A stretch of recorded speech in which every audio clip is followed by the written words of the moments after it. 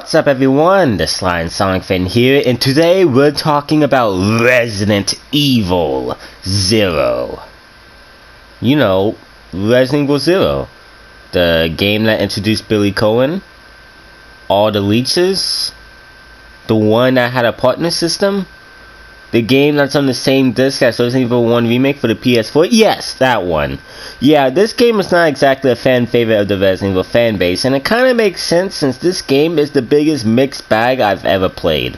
Well, let's start from the beginning. Originally, Resident Evil 0 was to serve as a prequel to the first entry in the series and was going to be released for the NES. However, due to multiple stuff going on involving Capcom and exclusivity deals, the game was halted and worked on years later to be released on the Nintendo GameCube, and only months after Resident Evil Remake came out, the game was available to play. And Resident Evil fans got the game, put it into the GameCube, picked up their controllers, tried the game and said, meh, and went back to playing Resident Evil Remake. Yeah, Resident Evil 0 didn't gain much traction and has been forgotten about by the fanbase, with only serious fans of the series acknowledging its existence. However, to stay true to the Resident Evil marathon, I vowed to play every Resident Evil game I can get access to, except that one, and cover it. And Resident Evil 0 happened to be a game I already owned and to fit pretty early in the series chronologically, story-wise and release-wise. So I have just recently finished the game and it was rough. It wasn't horrible by any means, but nothing would ever encourage me to revisit it. Well, except to play as Wesker. Honestly, it's really tempting. But what about Resident Evil 0 keeps it still well liked by the community, and what about it is the reason most of you watching this video probably have never heard of it? Well, just know that during this video, I'm going to be comparing this game to Resident Evil 1 Remake a lot. I know that may sound unfair, but these games play almost exactly the same with the exception of a few new gameplay features, and everything this game got wrong is something Resident Evil Remake got right. Well, let's start. The first thing I'll talk about is this game's visuals. Now, to start this review on a positive note, I will say this. This game looks gorgeous and even looks better than Resident Evil Remake. While the resolution and a few textures or models have been tweaked in the HD port, this is still mostly GameCube technology, and this game looks mind-blowing for the time, and the original still looks mind-blowing.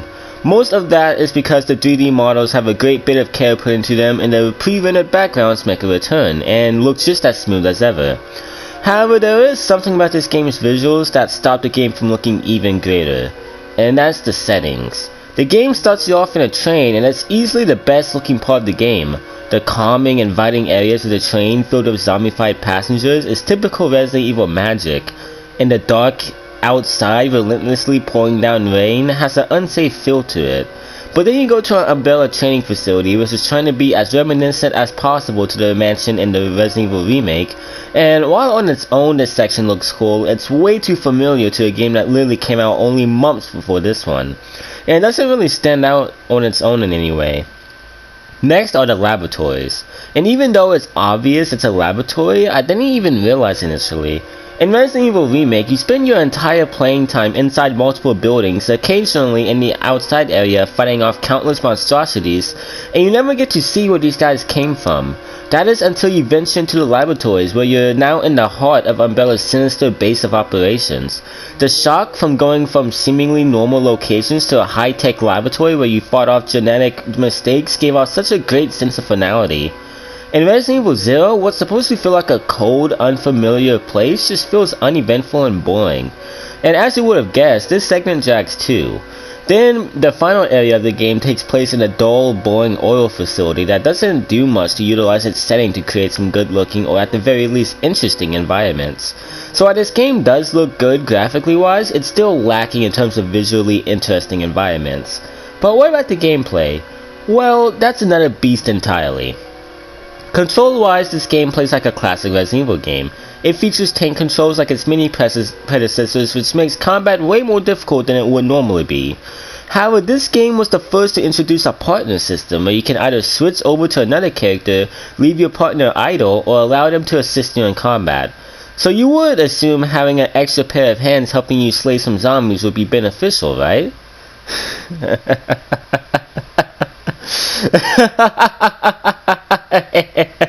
No! Having a partner in this game is nothing but a nuisance. First off, you have to split weapons and ammunition between the both of you, making the few items in this game even more scarce. I'll get on that later. And you constantly have to babysit your partner. Like for instance, you have to equip your partner with the gun you want them to bleed through ammo on, and if you have to unequip it every time you don't want them firing. In later installments like Resident Evil 5 and 6, the games load you with ammunition and resources, so your partner is free to help you take down enemies. However, in this game, every single bullet in this game counts, so when your partner wastes a shot, I want to strangle them by their neck. But even if you're fine with them helping you, I cannot count all the times me and Rebecca went against some enemies together only for her to do absolutely nothing. And like I mentioned earlier, I cannot count all of the times I neglected to unequip Billy of his shotgun or grenade launcher only for him to start lighting up slow walking zombies with them. Yeah, having a partner in this game isn't beneficial or useful. You're forced to babysit whoever you're not playing as. But since this game makes you take care of two characters, then you might assume this game is more lenient when it comes to the amount of items you're given. Well, no. In fact, this is probably the most limited on supplies I've seen in a Resident Evil game I've ever played. To be fair, I haven't played too many of the classic Resident Evil games, but still, this game is really limited in supplies to the point where I went to multiple sections of the game at low health, because every time I encounter a healing item, I'd have to immediately use it since I'd be my first in years. And I swear, it's not because I'm bad at the game. While I'm not the best Resident Evil player, the reason I was always so low on healing items wasn't because I made dumb mistakes or tried to fight every enemy. It's because this game is insanely combat heavy. Every corner there will be some type of enemy trying to screw your day, and most of these enemies you have to kill to get to a needed objective.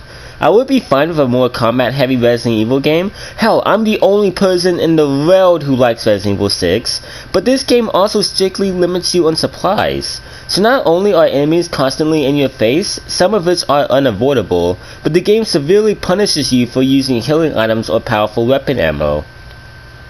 And I know that's the whole point of a survival horror game, but the way this game pulls off that feeling doesn't feel clever or well structured, it just feels cheap. Oh, and instead of an item box like typical Resident Evil tradition, this game has a different approach to dropping items. Instead of having to run all the way back to an item box to place something in it, you can just drop your items on the floor at will. Now this at first looks like a useful feature until you realize that you have to run all the way back to where you dropped your item if you want it back. It gets to the point where this creates so much backtracking you kinda miss the item box, because at least those were universal and every item you put in them would come back later. Well, since I've talked about the enemies briefly featured in this game, I might as well go in depth with them. Obviously, you have your traditional zombies since this game was made before Resident Evil started experimenting with different types of infected, which are okay enemies to put up with. These are the Crimson Head versions in the Resident Evil remake, so you can kill as many as you want without hesitation, and most of the time if these guys take a bite out of you, it's usually your fault. Then you have other familiar enemies like Cerberus dogs, spiders, and hunters, but to be honest, they make so little appearances in this game, they're not really worth talking about. They're fine enemies and they act exactly the same if you've played the Resident Evil remake. However, let's talk about some enemies exclusive to this game. First up are the centipedes, which are pretty fair enemies. While they can do some significant damage if you're not careful, it's still pretty easy to take them down if you're using the right equipment. Then there are the eliminators, these crazed monkeys who fucking suck. You know how the hunters can kill you easily if you let them get too close, but they're easy targets and won't stand a chance if you're efficient with your weapon and you keep your distance, as long as it's not a handgun or knife? Yeah, well these guys couldn't care less. If you fight these things, you're going to get hit. They're hard to hit, fast, and can deal a lot of damage if they trap you against the wall. They're not intimidating or threatening, they're just pesky. But I guess anything is better than these fuckers, the humanoid leeches. Not only are these guys complete bullet sponges, but they will drain you of your health before you even realize what hits you. On the bright side, this game isn't completely ruthless, and it turns out Molotovs are extremely effective against these guys. However, like I mentioned before, you tend to leave a lot of items around since Billy and Rebecca only have 6 inventory slots, so most of the time you probably don't have Molotovs on you. Either way, these guys are not fun. Well, I guess I can talk about the boss fights this game has to offer. The first fight is against a giant scorpion, and if you're good on health and ammo, it's laughably easy. The second fight pins you against a giant centipede, which I guess is at least more climactic, but it's still a piece of cake fight. After that is a giant bat, which is the most pain in the ass boss in the game. Since he's tricky to hit, it will drain you of your ammo and resources if not careful. Then you fight the prototype tyrant, which looks pretty cool, and the fight with him, while not climactic, is still an alright fight. Then you fight him for a second time, and that's when I realized this guy is actually really easy to take down, but maybe that was because I had Magnum rounds, but what Resident Evil player doesn't hold on to Magnum rounds? The next boss is against the Queen Leech, and this is the first fight in the game that's actually good. It's tense, it's fair, it's climactic, it's a really nice fight. Then he has a second phase which is even better than his first fight, making the final boss my favorite fight in the game. It's tense, fair, and well paced. However, while the last two bosses were good, they alone can't save this game of its lame boss fights. I'm not gonna pretend Resident Evil Remake had better boss fights, but at least they all looked cool.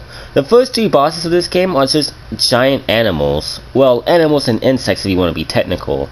And like I mentioned in the Resident Evil Remake, these tank controls simply aren't made for combat, which is why I wonder why this game is filled to the brim with it.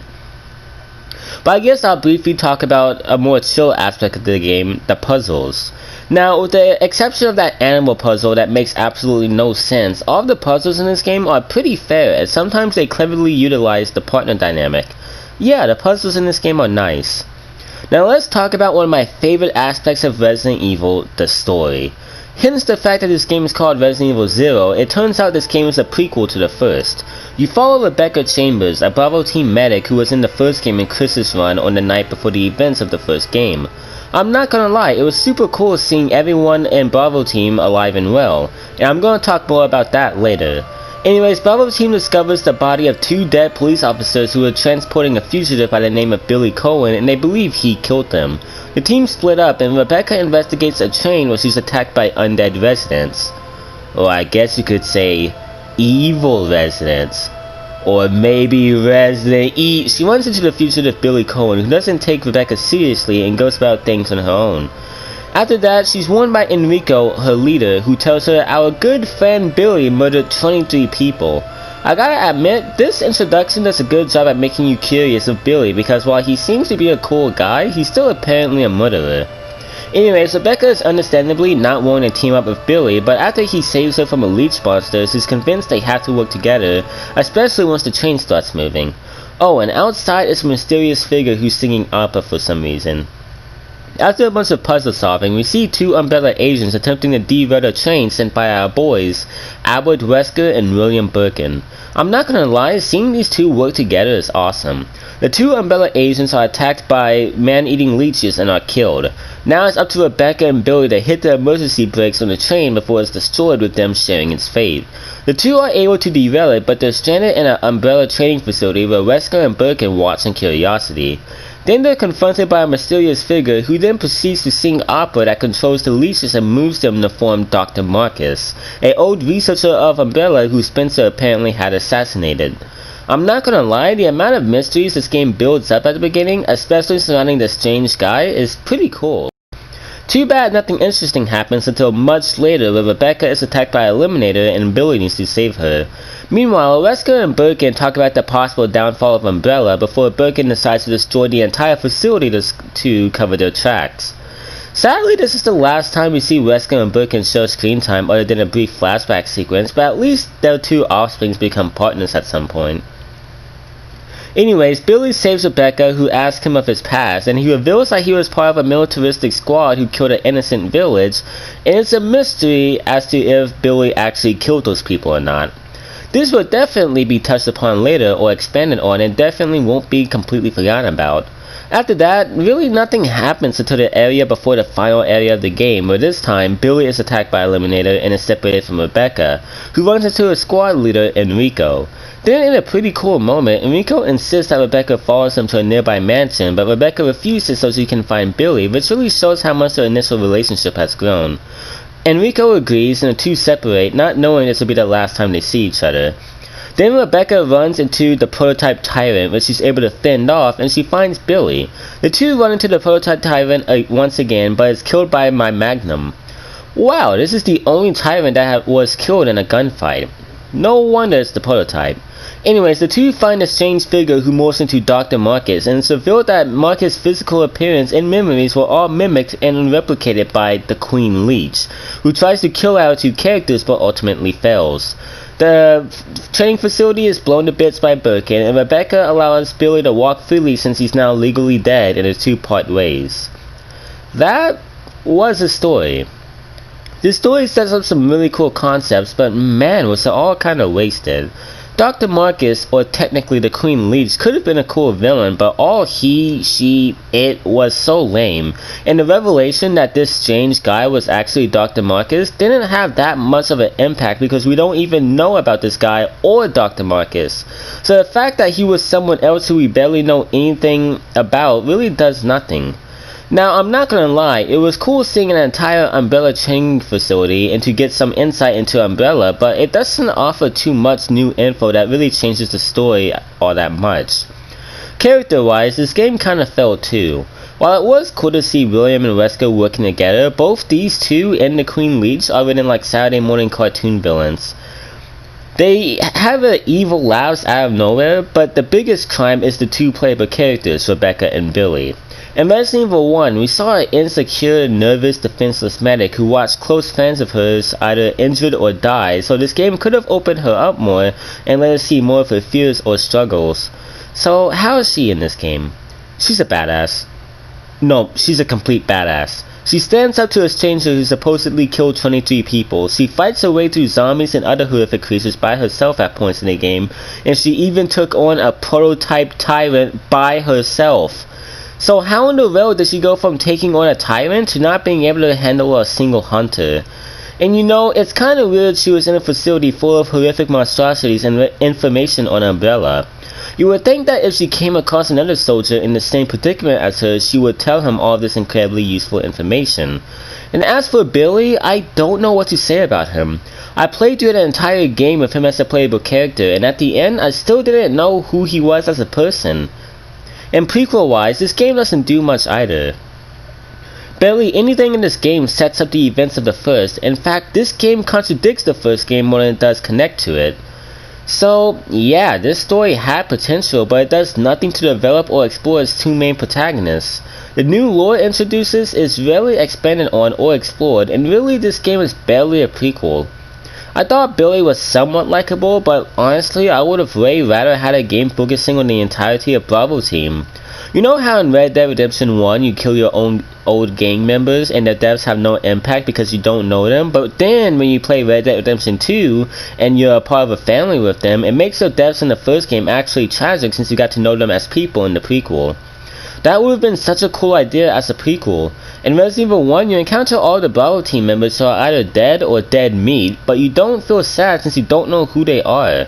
Well, if we got to interact with them more and know them for their individual personalities, seeing deaths like Kenneth or especially Richards would actually be sad to see.